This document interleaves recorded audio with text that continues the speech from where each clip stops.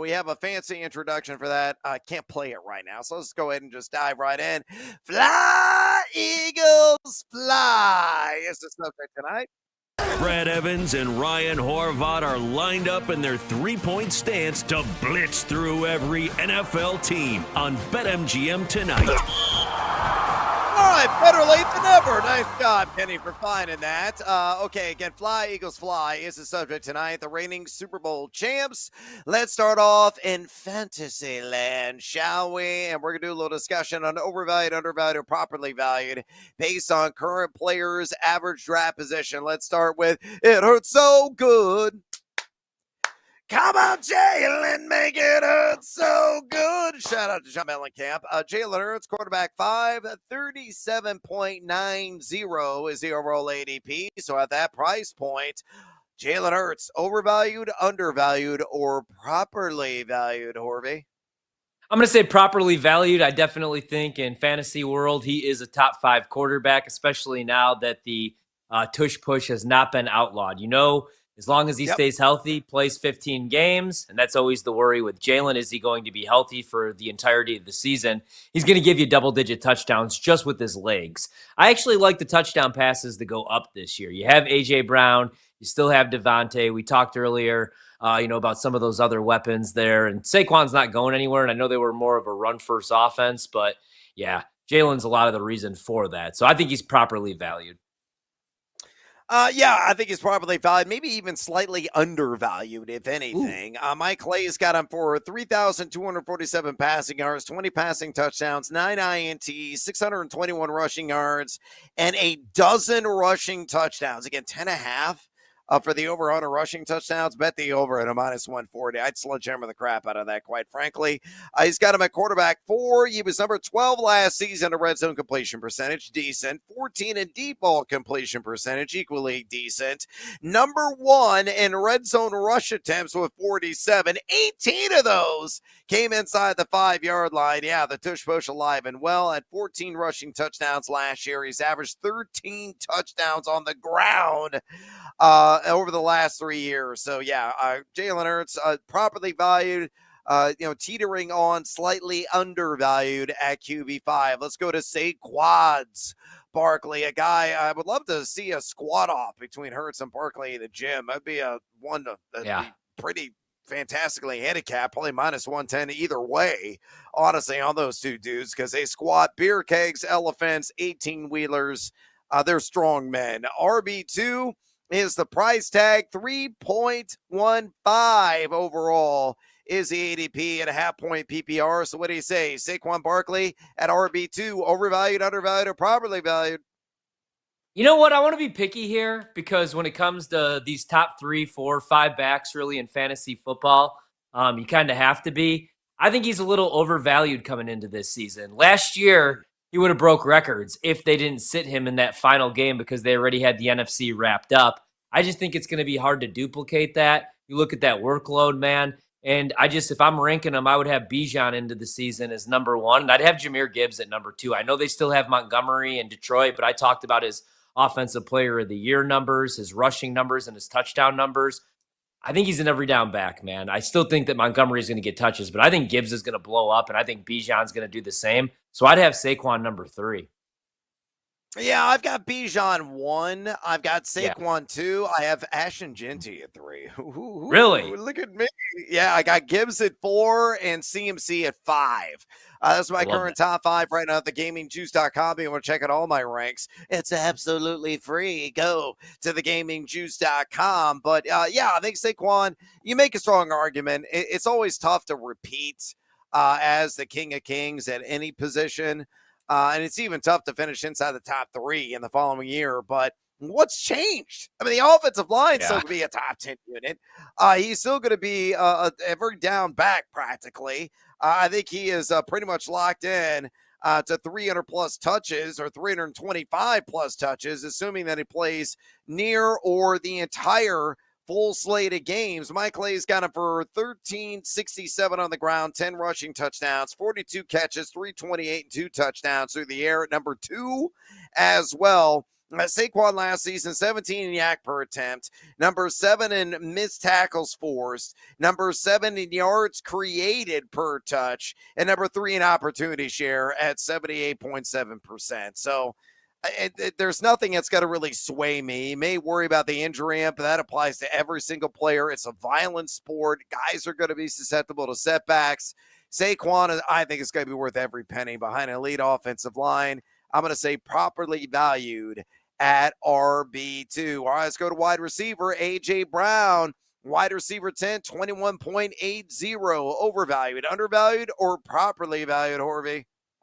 I'll say slightly undervalued, actually. I'd probably have him as a top 7 or 8 receiver. I would have him right after Nico Collins, right in front of Drake London and Brian Thomas Jr. So probably closer to that 8 range. So you could say properly valued because he is a top 10 receiver. But, I mean, you can't play man defense against the Eagles because he's the man beater. And he's going to see a lot of man this year if you look at some of these matchups. So I still think he's top 8. I got my 8 exactly. So I got Brian Thomas at 7. I got Drake London at 9, and sandwiched in the middle, the meat of that sandwich is A.J. Brown. So at wide receiver 10, slightly undervalued on my estimation. Again, you worry about injuries. Again, that applies to everybody. Clay's got him for 81 catches, 1,170 receiving yards, 7 touchdowns. Number 9. So slightly undervalued according to Clay's estimation.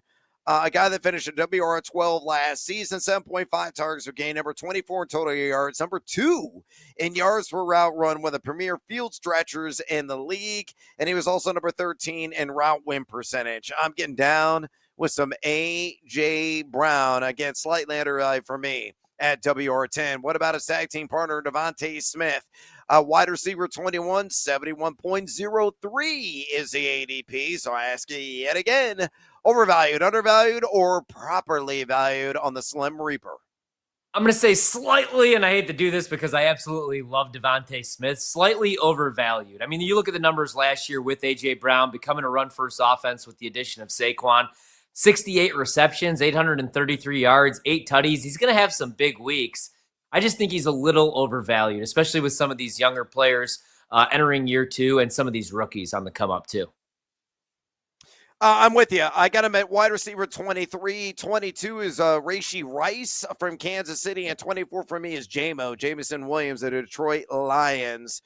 So back end wide receiver 2 for me, slightly overvalued. Clay's kind of projected 79 catches, 884 yards, 5 touchdowns. He's got him even lower. Wide receiver 29, 6.8 targets per game last season. He was only number 55 in total air yards, number 30 in yards after the catch. Not the greatest there. Number 21 in yards to route run. Okay, decent, but only 65 in route win percentage. So advanced analytics kind of sway me to say that he is overvalued. And again, I still feel he's a back-end WR2, just not a firm WR2 in 12-team formats. Stu, prop stop, A.J. Brown, over under 1,150.5 receiving yards, minus 115 either way.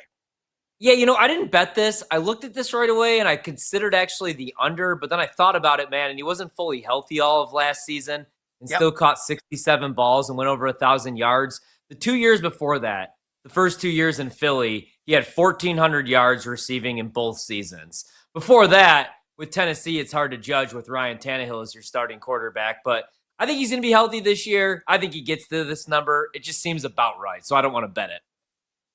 It is about right. I'm going to take the over, but I don't feel great about it. I'm not going to bet on it either. Jalen Hurts, 10.5 rushing touchdowns, minus 140 in the over, plus 115 in the under. You know where I stand. Way the heck over, baby! Yep. I don't care if he does miss a couple games. I think that he finishes with a minimum of 11 rushing touchdowns, man. Probably closer to 13 to 14. You can't stop it, especially when they are there in the red zone around the goal line at the 1. So, yeah, over. Slam dunk the over. Yeah, God bless the tush push and not getting outlawed. It was idiotic to even have that conversation. Don't give me that nonsense about, oh, it's rugby play. It's still legal play. And try to do better. You could replicate it yourself. Coaches that don't have a quarterback who's as strong as Jalen Hurts or an offensive line that is truly elite like the Eagles. What about Devontae Smith? 850.5 receiving yards, minus 115 on the over and the under. Funny, I just said that he's slightly overvalued fantasy purposes, but I would go over, right? I would go over on this number. He's the speedster. He's going to get the deep shots. I would lean over here. He's still going to get a bunch of targets. Yeah, if you can guarantee me 15 games, I'll take the over. If it's below 15, I'll take the under. But yeah, I mean, I don't feel great about it because of his slight bill, but yeah, slight over for me. All right, let's go to a team lean. 11.5 wins for the Eagles. The over at minus 115, the under at a minus 102 at BetMGM.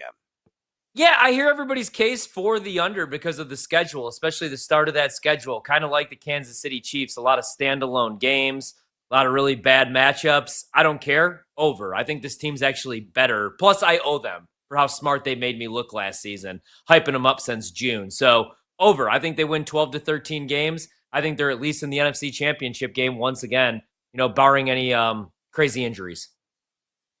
Yeah, shiver me timbers. Captain Hook's going to come into play here. Slightly under 11 for me. Second hardest overall strength of schedule. Mike Clay gives them a 60% or greater win probability in 10 games. They're going to have a lead offense, middle of the road defense in my estimation. I think Clay's projected at 10.3, slightly undervalued, but I think they do get 11 wins, but not a single victory more. Famous last words for me, but I'm going to tail the lighter juice here. Minus 102 on the under 11.5 dubs for Fly Eagles Fly this year. All right, we got to take a little siesta here on BetMGM tonight. When we come back, we'll give an update in Oklahoma City, and we're going to review our cards tonight. If we breaking out the brooms, well, you got to stick around and find out. This is BetMGM tonight on the BetMGM Network. Don't you go anywhere. You're listening to BetMGM Tonight on the BetMGM Network, presented by BetMGM, the sportsbook born in Vegas.